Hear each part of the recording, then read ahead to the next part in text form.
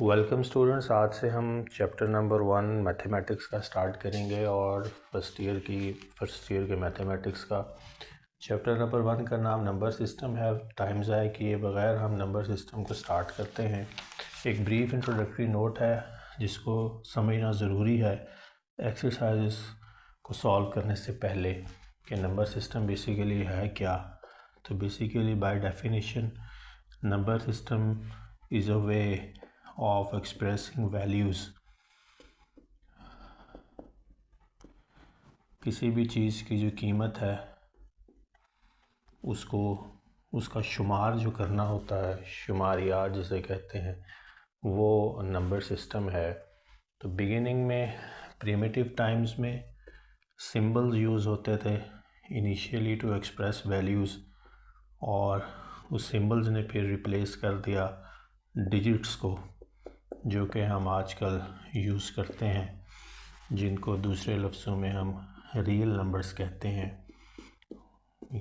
Which is a sum of rational and irrational numbers. तो primitive times में तो बहुत सारे सिस्टम्स बने, लेकिन मॉडर्न टाइम्स में अब हम आज के दौर में रियल नंबर्स का जो सेट है या रियल नंबर्स जो हैं उनको यूज़ करते हैं अपनी गिनती को बताने के लिए, वैल्यूज़ को बताने के लिए। और जो रियल नंबर्स हैं वो बुनियादी तौर पर सेट है, यूनियन है, rational for Q and irrational for Q not या क्यू डैश। और यहाँ पे जो रियल नंबर्स का लफ्ज़ मैंने लिखा है, ये जो रियल नंबर्स हैं बेसिकली इनको एक अगर देखा जाए तो रियल नंबर्स हर वो नंबर है जो नंबर लाइन पे रिप्रेजेंट हो सकता है। तो real number by definition is every number which can be represented on number line.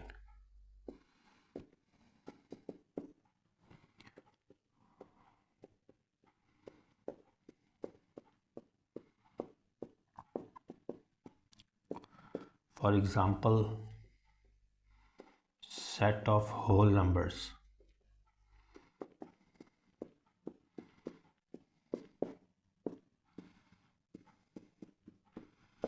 That is set which starts from 0, 1 and goes on infinitely. Set of natural numbers with the difference of 0।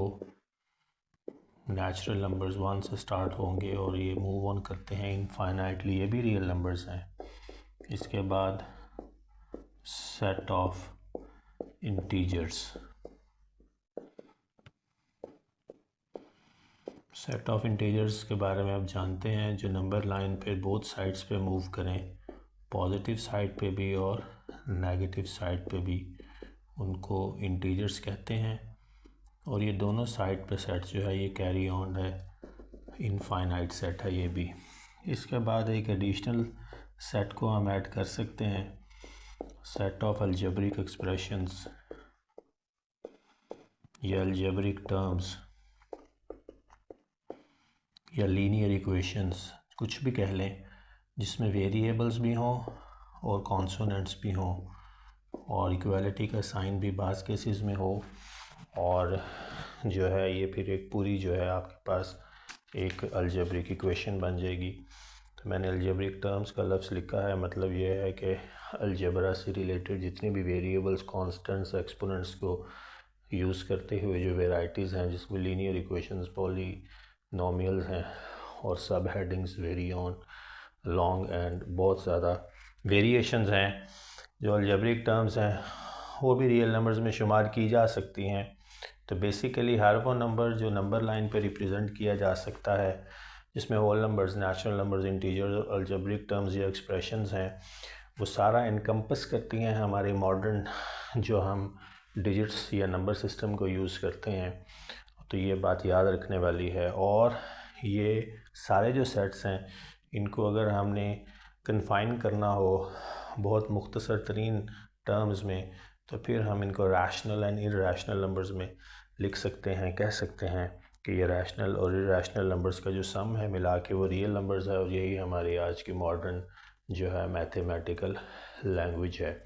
इसमें सिर्फ एक बात additionally हमें याद रखने वाली है, वो ये है कि हम अपने नंबर सिस्टम में जो बेसिस यूज़ करते हैं वो भी बड़ी इम्पॉर्टेंट है। जब हम लॉगरिथम्स की बात करें और सिग्निफिकेंट फिगर्स की बात करें,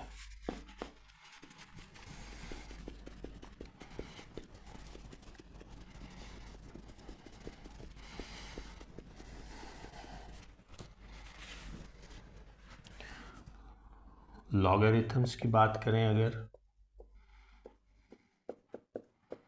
साइंटिफिक नोटेशन की बात करें,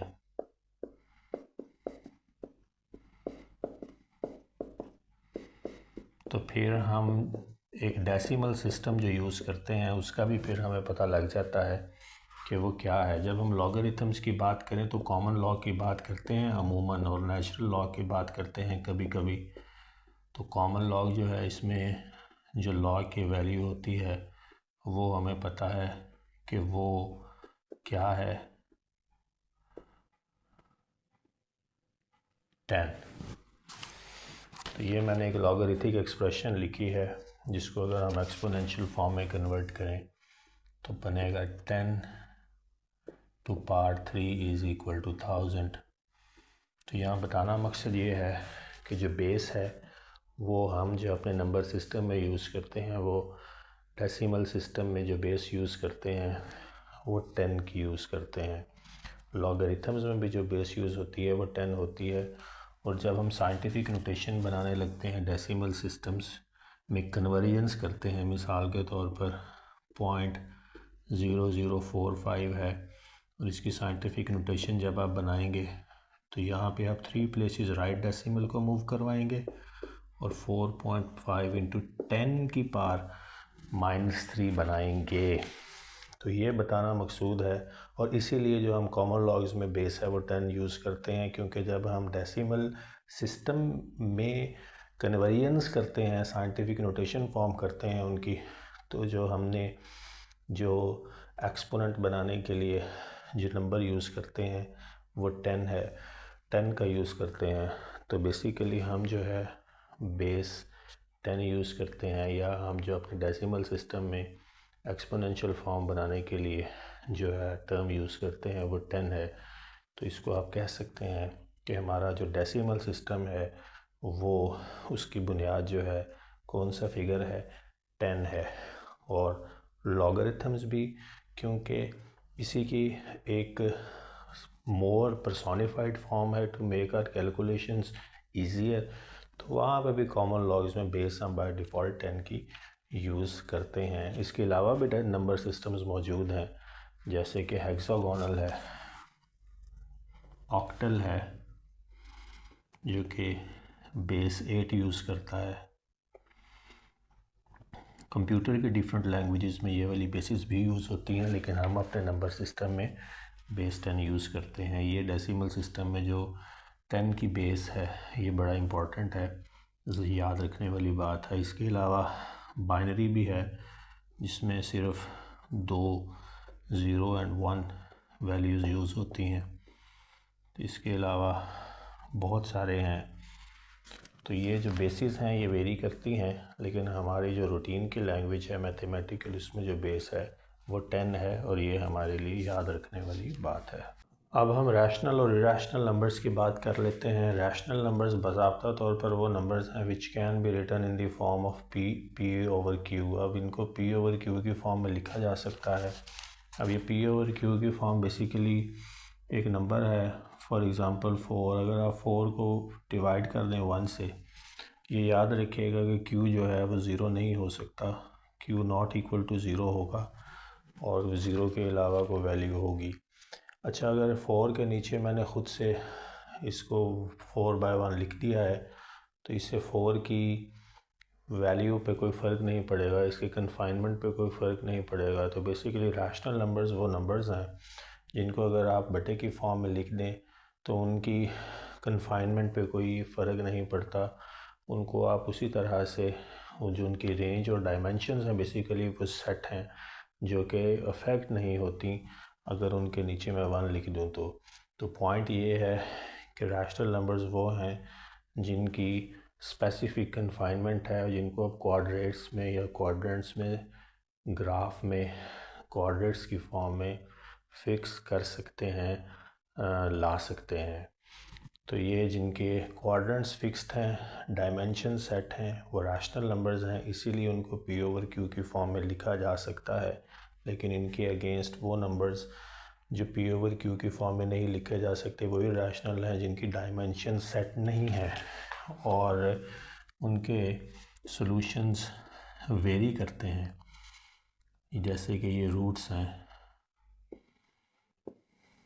जैसे कि पाई की वैल्यू है, जैसे कि ई फॉर नेचुरल लॉग की वैल्यू है 22/7 और 2.718। इनको आप कन्फाइन नहीं कर सकते, इसलिए अगर आप 2 के नीचे 1 लगा देंगे तो जो इसके डायमेंशन और सिमेट्री है, ओरिजिनलिटी है, वो वेरी करेगी। कैसे करेगी ये भी हमने आगे देखना है, लेकिन आप इसके नीचे अपने से वैल्यू 1 की भी ऐड नहीं कर सकते। यानी कि इनके जो वैल्यूज़ हैं इनको कोऑर्डिनेट्स के अंदर इनके जो वैल्यूज़ हैं उनको हम कन्फाइन नहीं कर सकते, इसीलिए ये इरैशनल हैं। और जो रूट्स हैं अमूमन वो सारे के सारे, इसके अलावा कुछ कांस्टेंट्स के वैल्यू जिनमें से 2 मैंने लिखे हैं जो हम रूटीन में यूज़ करते हैं, और इस तरह की वैल्यूज़ जो हैं बाज़ वो जो हैं उनको हम इरैशनल में गिनेंगे। क्यों गिनेंगे वो मैंने बता दिया है, क्योंकि इनको आप कोऑर्डिनेट्स के अंदर, यानी कि जैसे ये 4 कोऑर्डिनेट्स हैं तो यहाँ पे ये x है और ये -x है और ये y है और ये -y है। इस फ्रेमवर्क के अंदर जिन नंबर्स को हम फिक्स्ड, जिनके पॉइंट्स ड्रॉ कर सकते हैं, जिनकी कार्टेशियन प्रोडक्ट को यहाँ पे शो करवाया जा सकता है वो रैशनल हैं, और जिनकी कार्टेशियन प्रोडक्ट को यहाँ पे पॉइंट्स की फॉर्म में नहीं ड्रॉ किया जा सकता, नहीं लिखा जा सकता, नहीं लाया जा सकता इस डोमेन के अंदर, कोऑर्डिनेट्स के अंदर, वो इरैशनल हैं। और सेकंड जो है, their solutions are either terminating or recurring. जब उनको कोऑर्डिनेट्स में फ़िक्स किया जा सकता है उनकी वैल्यूज़ को, तो फिर डेफिनेटली उनकी सॉल्यूशंस जब उनको डिवाइड करेंगे पी ओवर क्यू की फॉर्म में लिखने के बाद, तो या टर्मिनेटिंग होंगे या वैल्यूज़ बार बार रिपीट होंगी। अब इसकी बात भी एग्जांपल के तौर पर समझनी है। तो ये 4/5 है, तो 5 बाहर और 4 अंदर, इसको डिवाइड किया, पॉइंट लगेगा 0, 5 8 40, माइनस का साइन और 0, ये 0.8 है, ये टर्मिनेट हो गया। तो 4 जो है वो एक रैशनल नंबर है और इसकी जो डायमेंशंस हैं वो फिक्स्ड हैं। इसी तरह से एक और नंबर है 1/3, मिसाल के तौर पर यहाँ 3 बाहर रखें, 1 अंदर रखें, पॉइंट लगाया 0, 3 3 9, माइनस के साथ 1, 0 and 0, 3 3 9, minus and 1, 0 and 0, 3 3s are 9, and this will carry on. So this is recurring की भी डायमेंशंस हैं, इनको भी कोऑर्डिनेट्स के अंदर लाया जा सकता है एक फ्रेमवर्क के अंदर, तो इसलिए ये भी रैशनल कहलाते हैं। और जो इरैशनल है इनके अगेंस्ट उनके सॉल्यूशन जो हैं वो टर्मिनेट नहीं होंगे कभी भी। ये पाई की जो मिसाल है ये सबसे आसान है समझने के लिए। 7 और 22 की, 7 3s are 21, minus and 1, point and 0, 7 1s are 7, 3। इसको यहाँ आगे लेके चलते हैं, 0 लगाएंगे और यहाँ भी 0 लगाएंगे। 7 4s are 28, अब मैं 30 के नीचे 28 यहाँ लिख देता हूँ, माइनस एंड 2, फिर 0 लगाया, यहाँ 0 लगाया, 7 2s are 14।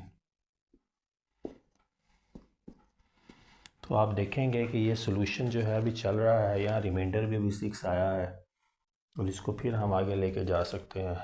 अगर कोई ये क्वेश्चन कर ले कि वाई √2 या √2 में मौजूद रकमें रैशनल हैं, पी ओवर क्यू की फॉर्म में नहीं लिखी जा सकती, तो इनको एक डिवीज़न करके भी बताया जा सकता है। यानी कि अगर आप √2 को सिर्फ कैलकुलेटर पे ही इसका सोल्यूशन निकालेंगे तो आपके पास non recurring non terminating values का सिलसिला चलेगा, जो ये बताएगा कि ये रैशनलाइज नहीं हो सकती, ये रैशनल सॉल्यूशंस हैं इनके, जो कि कन्फाइन नहीं हो सकते कोऑर्डिनेट्स में।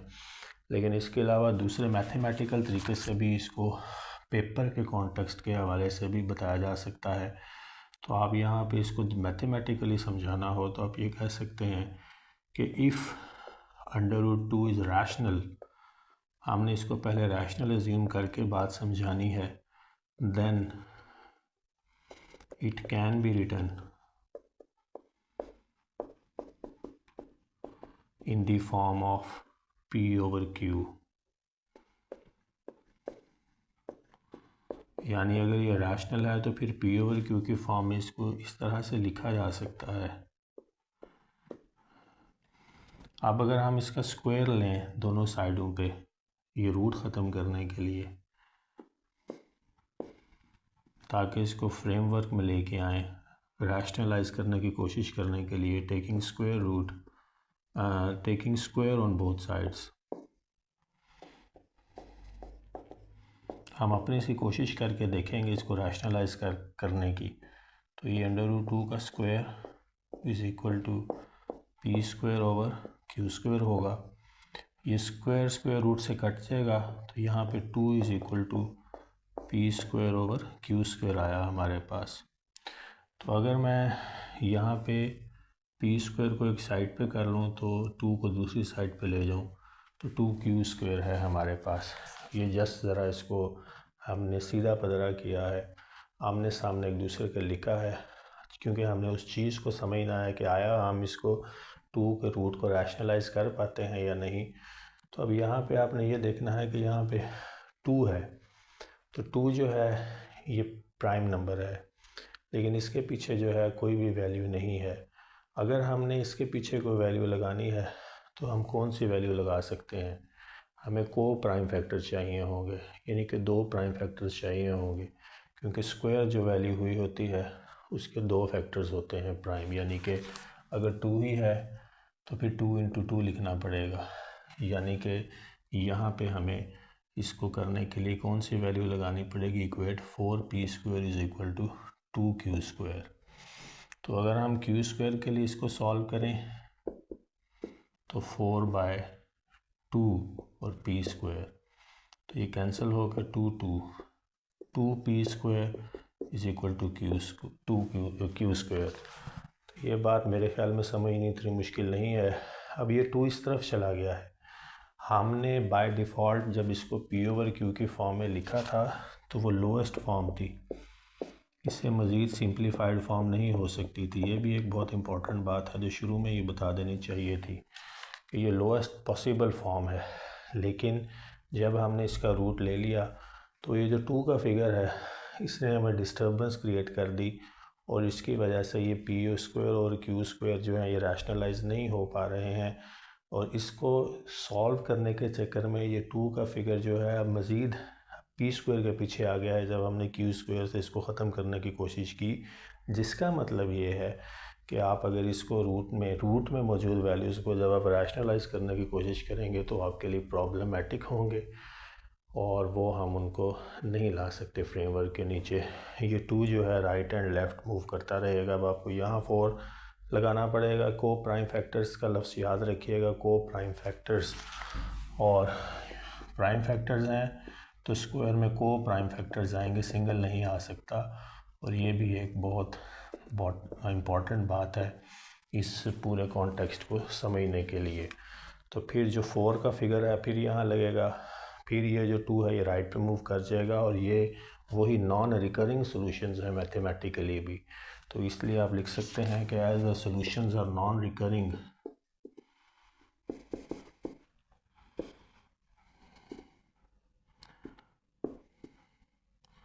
solutions are non-recurring, अब हम properties of real numbers equalities पे चलते हैं। पहली प्रॉपर्टी क्लोजर प्रॉपर्टी है with respect to addition and multiplication. ये याद रखिएगा कि रियल नंबर्स की जितनी भी करैक्टरिस्टिक या प्रॉपर्टीज़ हम स्टडी करते हैं या करेंगे वो दो चीज़ों में, दो बाइनरी ऑपरेशंस में, एडिशन और मल्टीप्लिकेशन में होगा। जो डिवीज़न है और सब्ट्रैक्शन है, ये बेसिकली इनमें डिवीज़न और सब्ट्रैक्शन जो है इनमें इनकी प्रॉपर्टीज़ को स्टडी नहीं किया जाता या किया जा सकता, क्योंकि जो डिवीज़न है बेसिकली वो मल्टीप्लिकेशन का ही अल्टरनेटिव है, इन द सेंस कि ए ओवर बी है, इसको आप ए बी इन्वर्स भी लिख सकते हैं। तो यहाँ पे हमने मल्टीप्लिकेटिव इन्वर्स, जो मैट्रिसेस में आप मल्टीप्लिकेटिव इन्वर्स की टर्म आपने पढ़ी होगी, तो यहाँ भी ये देखें, जब इसको ऊपर लिखेंगे तो आप ये इन्वर्स हो जाएगा, यानी -1 की फॉर्म में। तो जो डिवीज़न है ये मल्टीप्लिकेशन का ही एक सब्स्टिट्यूट है, इसलिए सेपरेटली स्टडी नहीं होता प्रॉपर्टीज़ के कॉन्टेक्स्ट में, बाइनरी ऑपरेशन के कॉन्टेक्स्ट में। और सब्ट्रैक्शन जो है ये एडिशन का है, क्योंकि देखें जब आप इसको ये a plus and minus B, यही a माइनस बी होता है। तो यहाँ से आप समझ लेंगे जिस बात को, जिस पॉइंट को मैं बताना चाह रहा हूँ कि ये जो है ये सब्टल वेरिएशंस हैं एडिशन और मल्टीप्लिकेशन की। इसलिए जब हमने प्रॉपर्टीज़ का नाम लेना है रियल नंबर्स की या इक्वालिटीज़ की, तो विद रिस्पेक्ट टू एडिशन या मल्टीप्लिकेशन की बात की जाती है। पहली प्रॉपर्टी है क्लोजर प्रॉपर्टी। क्लोजर प्रॉपर्टी कहती है कि if a and b are two real numbers, then their solution is either a or b or both a b।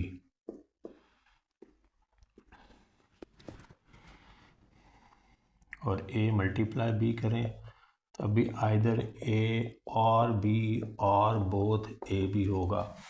Point ये है कि तब हम क्लोज्ड कहते हैं property with respect to real numbers जब आप सॉल्व करें एटलीस्ट दो रियल नंबर्स को, तो जो आपके पास आंसर आए वो उन दो रियल नंबर्स में मौजूद हो।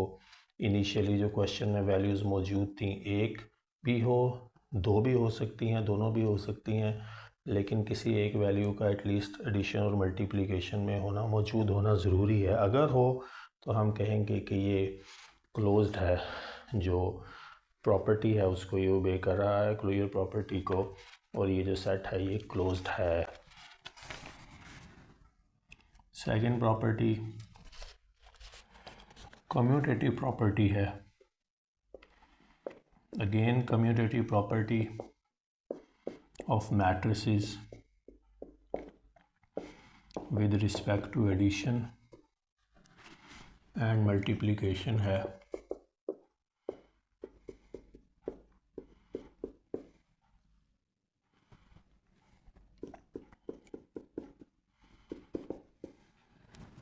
तो कम्यूटेटिव प्रॉपर्टी एडिशन की ये है कि अगर आप तरतीब a प्लस बी करें या b प्लस a करें तो सॉल्यूशन सेम आएगा, यानी इक्वालिटी है बीच में। और अगर आप इनको डॉट प्रोडक्ट करें यानी मल्टीप्लाई करें तो वो भी सॉल्यूशन सेम होगा। वैल्यूज़ की तरतीब बदलने से आंसर पे फ़र्क नहीं पड़ेगा। तीसरी है associative property, again with respect to addition and multiplication. Association का मतलब है एक दूसरे से ताल्लुक़। तो अगर आप a प्लस बी प्लस सी करें या पहले a प्लस बी कर लें ब्रैकेट में और फिर c करें तो आंसर में कोई फ़र्क नहीं होगा, यही एसोसिएशन है। और बीच में इक्वालिटी मौजूद है और प्रॉपर्टी भी इक्वालिटीज़ की हैं। इसी तरह से मल्टीप्लाई करते हुए भी कोई फ़र्क नहीं पड़ेगा ऑर्डर से। यही है एसोसिएशन प्रॉपर्टी या एसोसिएटिव प्रॉपर्टी। बेसिकली प्रॉपर्टी का नाम एसोसिएटिव प्रॉपर्टी है ये एसोसिएशन ही डेफिनेटली। प्रॉपर्टी नंबर 4 है डिस्ट्रीब्यूटिव प्रॉपर्टी। डिस्ट्रीब्यूटिव प्रॉपर्टी वो प्रॉपर्टी है जिसमें दोनों ऑपरेशंस इन्वॉल्व होते हैं, यानी मल्टीप्लिकेशन का भी और एडिशन का भी। यानी कि अगर ए को आप मल्टीप्लाई करें बी प्लस सी के साथ, यानी बी प्लस सी का सोल्यूशन निकाल के इसे मल्टीप्लाई करें, या पहले ए को बी से मल्टीप्लाई करके फिर और बी को सी से मल्टीप्लाई करके इन दो को ऐड करें, तो दोनों सूरतों में आंसर जो है वो सेम होगा। इस प्रॉपर्टी को distributive property with respect to addition and multiplication कहते हैं। इसमें दोनों बाइनरी ऑपरेशन इस प्रॉपर्टी में इन्वॉल्व होते हैं।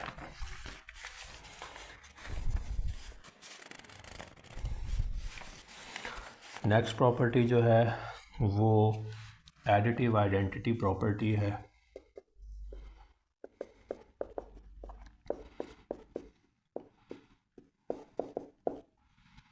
एडिटिव आइडेंटिटी यानी एक रियल नंबर में अगर आप ज़ीरो ऐड करें तो वो रियल नंबर ही रिकवर होता है, ये एडिटिव आइडेंटिटी है। ज़ीरो जो है वो रियल नंबर की एडिटिव आइडेंटिटी है, और इसी तरह से मल्टीप्लिकेटिव आइडेंटिटी भी है, वो वन है।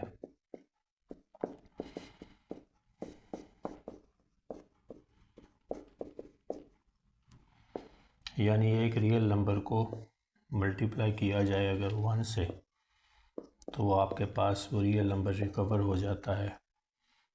जैसे 5 × 1 is 5, 2 + 0 is 2. So 1 is multiplicative identity of real numbers या equalities, whereas 0 is the additive identity of real numbers or equalities. Seventh property additive inverse है। यहाँ भी मैंने जब आपको शुरू में ही समझा दिया है एडिटिव इन्वर्स की बात को। और एडिटिव इन्वर्स जो है, अगर आप एक रियल नंबर लें, उसको उसके ऑपोजिट साइन के साथ जब आप करेंगे ऐड, तो आपके पास a माइनस है और ज़ीरो आ जाएगा। तो ये जो है ये एडिटिव इन्वर्स है इस रियल नंबर का, क्योंकि हमारा आंसर जो है वो इससे ज़ीरो हो गया इक्वालिटी के अगेंस्ट। इसी तरह से मल्टीप्लिकेटिव इन्वर्स भी है।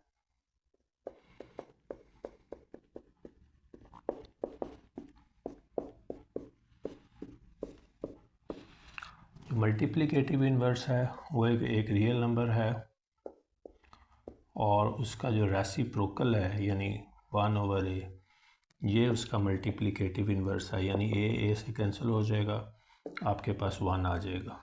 एडिटिव इन्वर्स यानी ज़ीरो होता है। एडिटिव आइडेंटिटी ज़ीरो है, वो लाने के लिए हमें उसके एडिटिव इन्वर्स से ऐड करना पड़ता है, यानी उसके साइन उल्टा के उसी रियल नंबर को, तो ज़ीरो आ जाएगा, यानी उसकी एडिटिव आइडेंटिटी।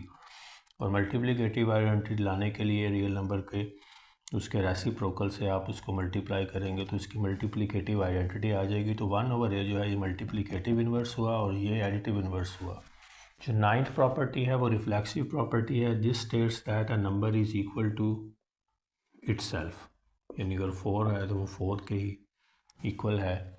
ये रिफ्लेक्सिव प्रॉपर्टी कहलाती है। जो 10th प्रॉपर्टी है वो सिमेट्रिक प्रॉपर्टी है। कम्यूटेटिव प्रॉपर्टी से मिलती जुलती प्रॉपर्टी है ये, इसमें सिमेट्री मैटर नहीं करती। तो जो सिमेट्रिकल प्रॉपर्टी है, सिमेट्रिक प्रॉपर्टी है, वो ये है कि if a is equal to b then definitely b is equal to a also. So this is symmetry. जो 11th प्रॉपर्टी है वो ट्रांजिटिव प्रॉपर्टी है।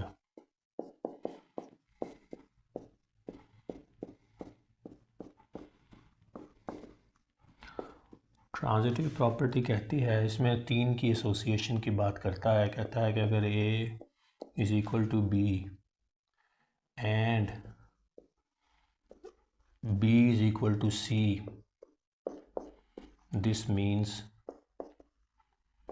if a is equal to b and b is equal to c, so this shall mean that a is also equal to c.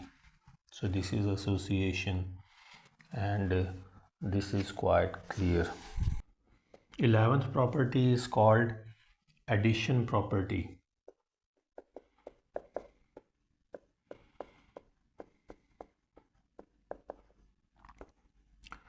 This says that if a is equal to b and we add a third real number c,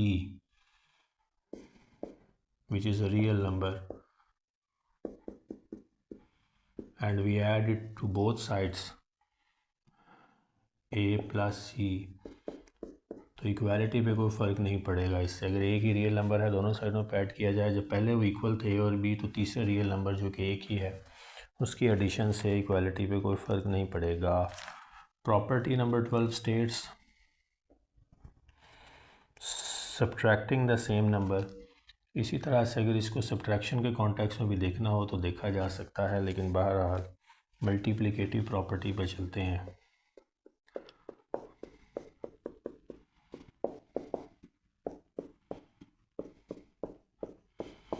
multiplicative property भी बिल्कुल यही है कि if A is equal to B and a third